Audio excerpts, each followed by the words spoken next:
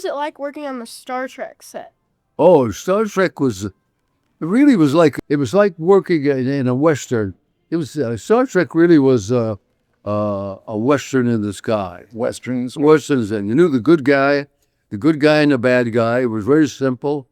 You didn't have to figure out who was the hero or anti-hero and so forth. And it was wonderful to fantasize. I wore an outfit that was fitted around my face, and it was really it had no breathing room in this outfit. And the day that we did all the very important sequences in Vasquez Rocks, which was down in a kind of a ravine, and all these boulders surrounding us, and there's really no oxygen. And that day it was 117 in the ravine. Now the camera went out a bum. They had to put ice on it to keep it going. Our director was going to have a heart attack. They put ice packs around his neck and so forth. It was really something very difficult to work under the circumstances, because everybody in every department was having a rough time. That's how hard it was. And of course, the audience never sees that. They never saw that and so forth. Matter of fact, I was in great shape.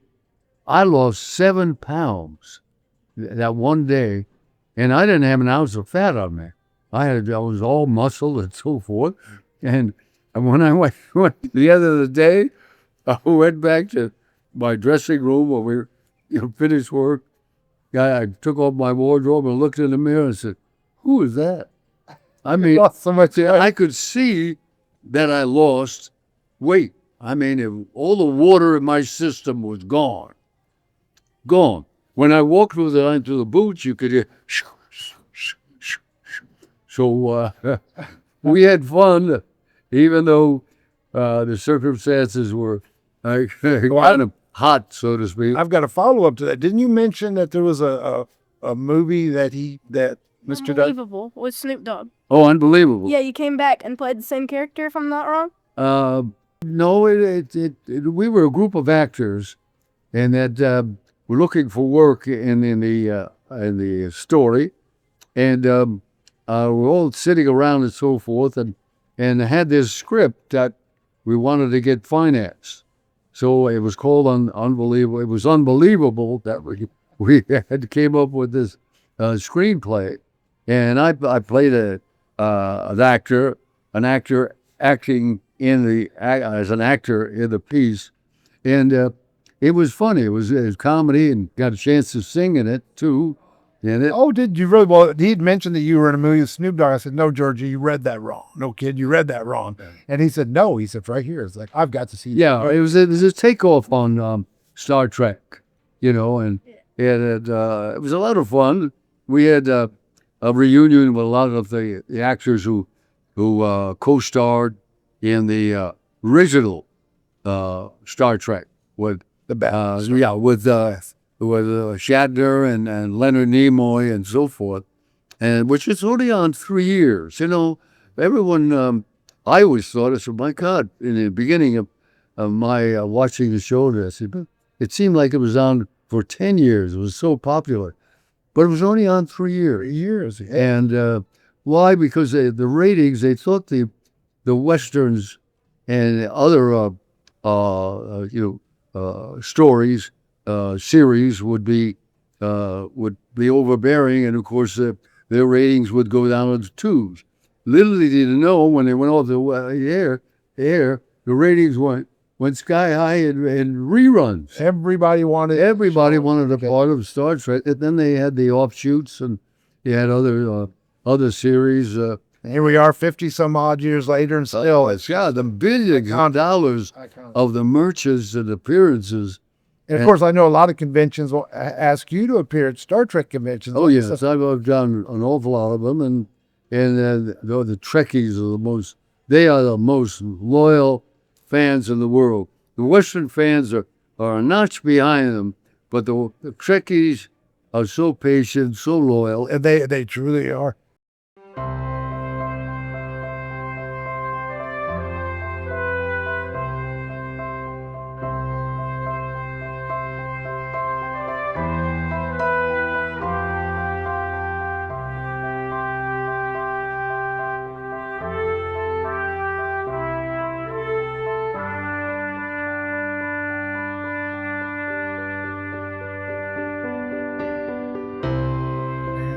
be able to get to work on Heirloom Raiders with my idol was a tremendous honor for me. Yeah, it was such to find out that your hero is a real person and a nice person. That was the accident. Okay. Yes, well, and I wanted to ask Michael too. How did you two get along? Because you always said that he was the nicest guy on earth. I had never heard Eddie Murphy say a cuss word. He was never late, always on time, always do his dialogue, very polite. Never heard any temperament. Not none of words. He was a gentleman and so respectful. We respected each other's space. I was sensitive enough and aware that this hero of mine as well, on and off the screen, was a very sensitive man, a man who went through an awful lot, certainly more than most people in the 70s, most of the people in the whole world. So he had survived through hell and back. And No funny talent. Eddie Smith is the base. When he wanted to talk and say something, like for example, we would be very hot and we'd sit, and if you went in a dressing room, those days you have the elaborate dressing rooms like I have today. They have the beautiful trailers you can live in the rest of your life. They had these small trailers and so forth. And you went in and it cooled off, it came out, you get pneumonia. So we could sit under a canopy and just sit side by side of them. We sit and we sit sometimes, it'd be an hour between shots. And we just sit there and not say a word for a half hour. Or he wanted to say something, I waited for him to say something because I respect his privacy and his state of being. It is through so much. We never talked about his services, what he did, his RNA experiences.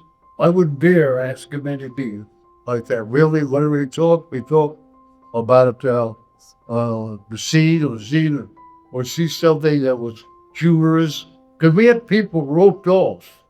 They were roped off and spectators with always was a couple of hundred people watching us work and so forth. And we more or less would observe and talk about that and once in a while sports. But that's it. Audie was very quiet, very sensitive, very shy, and shy quality. And I recognized that and whenever he wanted to say something or ask me about something, it was fine. But meantime, he respected me a great deal. I respected him, and we got along fine. He was the finest gentleman you would want me to work with, and he was my hero. When I was a youngster, we'd go and watch the newsreel. They had the newsreel, and then we'd see this young hero, American hero of World War II. He was our hero. All of my puppies wanted to be like Audie Murphy. And there you were working with him, sitting next to him. Yeah. That's what did it on the set. It was a dream come true. So my music shyness at the time worked in my favor, and I just was very not anxious to invade his privacy or anybody else at that time. So we got along wonderful. And he was a lot better actor than he was ever given credit for. Totally honest, wonderful to work with, so cooperative. I can't say enough about my hero on this made an awful experience. Audie Murphy.